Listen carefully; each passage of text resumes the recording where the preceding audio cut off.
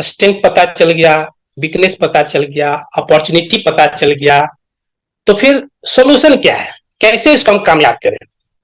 तो सोल्यूशन एक ही है, और वो है be alert for your life and family. अपने जीवन को लेकर सतर्क होने की आवश्यकता है, अपनी फैमिली को लेकर अलर्ट होने की आवश्यकता है, और दूसरा कोई रीजन ही नहीं है। Make connectivity with home who help you. आप उसके साथ कनेक्टिविटी बनाइए जो जिंदगी में आपकी मदद करने वाला है। आप उस पर्सन को खोजिए, अपने स्ट्रेंथ और वीकनेस के अनुसार उसका साथ खोजिए जो आपके जीवन में मदद करने वाला है, जो आपके जीवन में कोई परिवर्तन लाने वाला है। ये काम हमें करना पड़ेगा। Help others to get help from others. अब है कि मदद चाहिए किसी का, तो उसके लिए हमें मदद करना पड़ेगा। दूसरों की मदद कीजिए ताकि आप उससे भी मदद ले पाए। यही 3 फॉर्मूला करके हम अपने वीकनेस को हटा सकते हैं, स्ट्रेंथ को बढ़ा सकते हैं, अपॉर्चुनिटी के साथ काम कर सकते हैं, और यही एक सॉल्यूशन है। अब होता है क्या है कि जो जो वीकनेस हमारे पास है उसको स्ट्रेंथ में कैसे लाया जाए। तो हम लोग जिस बिजनेस में है, जिस नेटवर्क में है, वहां पर आपको हमें ये खोजना पड़ेगा कि अगर हम फाइनेंशियली साउंड नहीं है, हमारे पास पैसे का क्राइसिस होता है, तो उस व्यक्ति को खोजे जो फाइनेंशियली साउंड है, जिसके पास पैसा है, उससे दोस्ती करना होगा। क्यों? ताकि वो समय पर हमारा काम आए। तो अपने स्ट्रेंथ को उस अपॉर्चुनिटी से मैच करना पड़ेगा। हमें कोई नहीं जानता, तो हमें क्या करना पड़ेगा? उस पॉपुलर पर्सन को खोजना पड़ेगा, वैसे लोगों को लाना पड़ेगा, जैसे कोई डॉक्टर है, कोई लॉयर है, कोई टीचर है, कोई बिजनेसमैन है, कोई गवर्नमेंट सर्वेंट है, पुलिस इंस्पेक्टर है ना? तो वैसे लोगों को अपने टीम में लाना पड़ेगा। और उससे क्या होगा कि उसके साथ जाने से मेरा संगत बदल जाएगा, संगत बदल जाएगा तो मेरा रंगत भी बदल जाएगा। तो ये काम करना पड़ेगा। हम जब हमें कोई नहीं जान रहा था, लेकिन ऐसे लोगों के साथ जब बैठेंगे उठेंगे तो ऑटोमेटिक जो थर्ड पार्टी है वो भी देखेगा, अरे उसका भी इतना बड़ा पहुंच है, वो ऐसे लोगों के साथ रहता है, तो ऑटोमेटिक हमारा भी नाम बनना शुरू हो जाता है। तीसरा क्या है? Educated personality. कोई बोलता है नहीं हम तो पढ़े लिखे नहीं है, इस बिजनेस को कैसे करेंगे? बड़ा आसान है। आप वैसे व्यक्ति को अपने टीम में लाइए जो काफी पढ़ा लिखा है, काफी एजुकेटेड है, काफी अच्छी बात करता है, काफी नॉलेजेबल है। अब उसके साथ जब आप रहेंगे, फील्ड में घूमेंगे, तो जो थर्ड पार्टी है वो क्या समझेगा? एक पढ़ा लिखा आदमी पढ़ा लिखा कोई साथ लेके चल सकता, अनपढ़ को तो नहीं लेके चलेगा। लेकिन आप मान लिया अनपढ़ भी है, लेकिन उसके साथ आपका उठना बैठना हो रहा है, तो थर्ड पार्टी के माइंड में क्या आएगा? हाँ, ये भी काबिलियत रखता है, तभी इसको वैल्यू मिल रहा है। कुल मिलाकर कहने का मतलब यह है कि जो भी रिसोर्स हमारे पास नहीं है, वो रिसोर्स हमारे नेटवर्क में ऑलरेडी मौजूद है। तो हम लोग को क्या करना है? रिसोर्सफुल पर्सन को अपने साथ लाना होगा। अगर वो हम ले आएंगे तो हमारा भी विजन बन जाएगा, हम भी विजनरी पर्सन बन जाएंगे। अब ये तो ले तो आएंगे, सोच तो लिए, तो आएगा कैसे? तो उसके लिए काबिलियत पैदा करना पड़ेगा। ऐसा थोड़ी है कि एक अनएजुकेटेड पर्सन को एजुकेटेड पर्सन के साथ मैच होगा, कभी नहीं होगा। एक धनवान का एक गरीब के साथ मैच होता है? कभी नहीं होता है। तो फिर होगा कैसे? तो उसके लिए वही काम करना पड़ेगा जो सुदामा ने कृष्ण के साथ किया था। आपको पोलाइट बनना पड़ेगा, विनम्र बनना पड़ेगा। जब आप कुछ है ही नहीं तो किस बात का अकड़ दिखा रहे हैं? तो अकड़ को थोड़ा ठंडा रखना पड़ेगा। तो नरमी से, पोलाइटली, विनम्रता से आप अपना काम बना सकते हैं।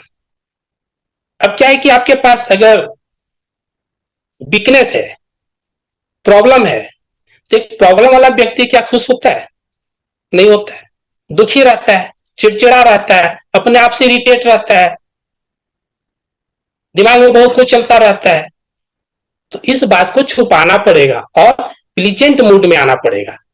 मतलब जब भी मिले अपने दर्द को अपने पास रखे, लेकिन जब मिले तो अगला को लगना चाहिए कि आदमी अच्छा है, तो वो उस प्लीजेंट मूड में आना पड़ेगा। बी काइंड, दयालु भी बनना पड़ेगा। दयालु से मतलब क्या है? हेल्पफुल एटीट्यूड रखना पड़ेगा। भले कुछ नहीं है, लेकिन बात और बोली में तो वो मीठापन होना चाहिए कि लोगों को आपसे सहानुभूति हो जाए।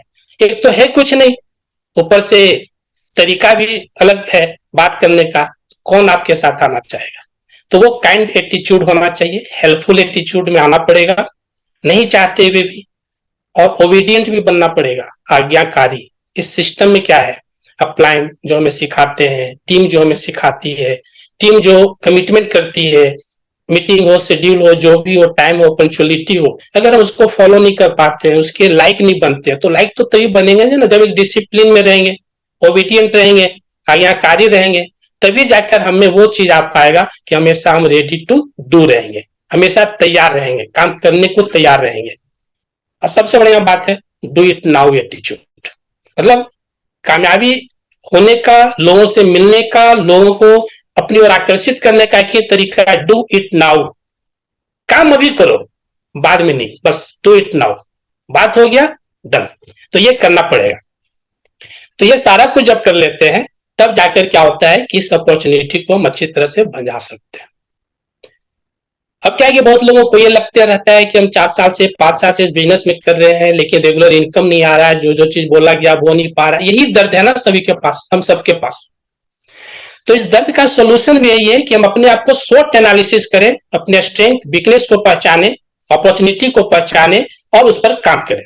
लेकिन इसके लिए काम करना पड़ेगा, री इन्वेंट योरसेल्फ, अपने आप को बदल डालो, बदलना पड़ेगा। क्यों? क्योंकि जो थे आप उस पर काम कर रहे हैं तो फिर वही मिल रहा है जो आप थे, और जो मिल रहा है उससे संतुष्ट नहीं है, पाना कुछ और चाहते हैं, तो कौन बदलाव करेगा? कंपनी तो नहीं बदलेगी आपके हिसाब से, अपलाइन आपके हिसाब से नहीं बदलेगा, डाउनलाइन आपके हिसाब से नहीं बदलेगा, भाई साहब तो हमें ही बदलना पड़ेगा। तो सीधा फॉर्मूला, बदल डालो अपने आप को, री इन्वेंट कर डालो अपने आप को। तो इतना आसान है क्या? ये भी आसान नहीं है। तो कुछ कुछ बदलाव करना पड़ेगा। वो बदलाव क्या है? अपने ऊपर खर्च करो। तो बोलेंगे खर्च तो हम पहले भी कर रहे थे, जहां टिकट लग रहा था टिकट दे रहे थे, पॉकेट में पैसा नहीं था तो भी दिल्ली जा रहे थे, नहीं था तो भी बोकारो से रांची आ रहे थे, खर्च तो कर रहे थे। नहीं, वो खर्च आप अपने दिमाग से नहीं कर रहे थे, आप अपने स्ट्रेंथ और वीकनेस को समझ के नहीं कर रहे थे, जैसा बोल दिया गया था वैसा कर दे रहे थे। हर एक इंडिविजुअल का अपना स्ट्रेंथ और वीकनेस है, हम बार बार यही चीज बोल रहे हैं। तो उसके हिसाब से खर्च करना पड़ेगा। सीखने में खर्च कर लीजिए, बढ़िया ड्रेस पहनने में खर्च कर लीजिए,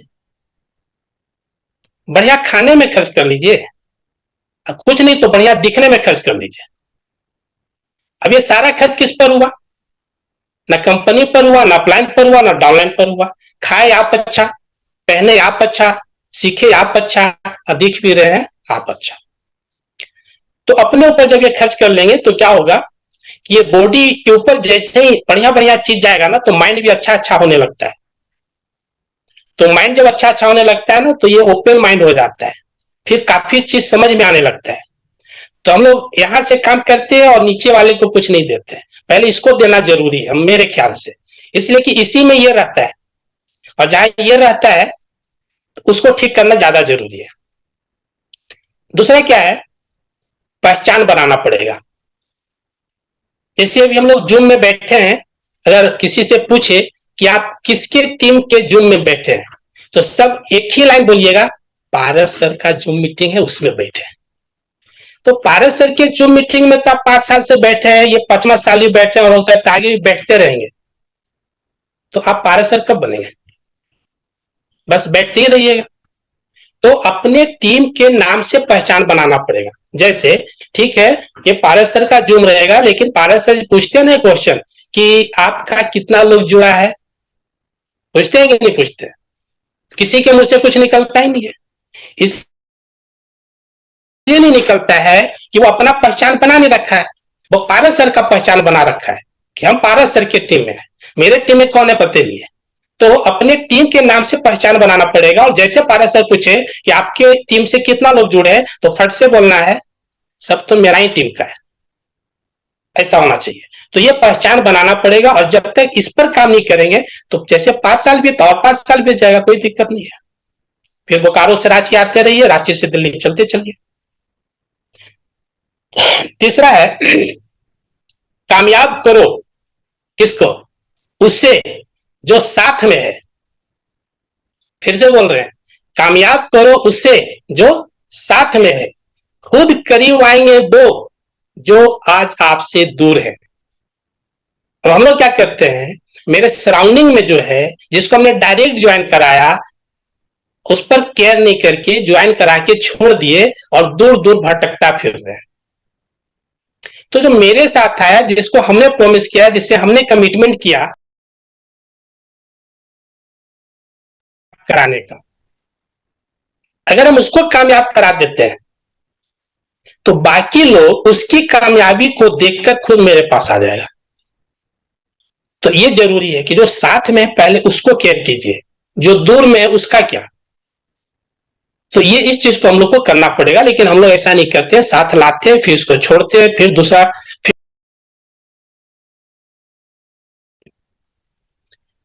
एक और इंपॉर्टेंट चीज है, हम लोग इस बिजनेस में क्या करते हैं, सोचना उस चीज पे, मतलब सोचो संभावनाओं के बारे में, न कि सीमाओं के बारे में।